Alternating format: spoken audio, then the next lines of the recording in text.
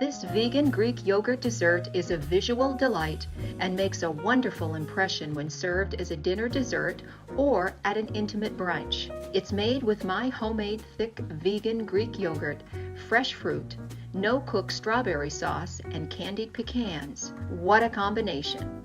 I admit I like to eat with my fingers when it's called for, and this dessert is one of those times. So here I am plucking out a slice of sweet, bright yellow star fruit, as well as a small candied pecan. From there, I sweep in a drop of no-cook strawberry sauce onto my spoon and load that up with yogurt and a generous slice of fresh-cut strawberry. Okay, you get the idea. Let's rewind and see how this vegan Greek yogurt dessert is made. First up, you'll need a thick, tangy, creamy vegan Greek yogurt. You can use store-bought just as easily as using my vegan Greek yogurt recipe. Scoop the yogurt into a molding ring. I'm using a ring that's about 3.5 inches across and 2 inches high. I fill it half full, even it out, and then gently remove the ring. What's left behind is a wonderfully circular mold of yogurt that's about 1 inch high.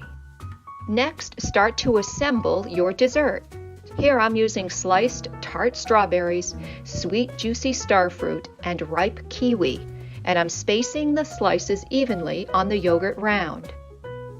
Don't lay the fruit slices flat, but rather place them into the yogurt round vertically.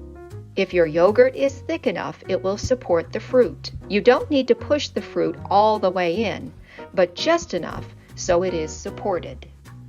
Now it's time to bring in the candied pecans for additional crunch, texture, and sweetness.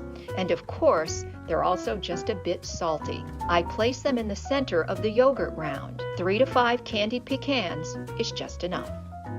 Finally, add the no-cook strawberry sauce.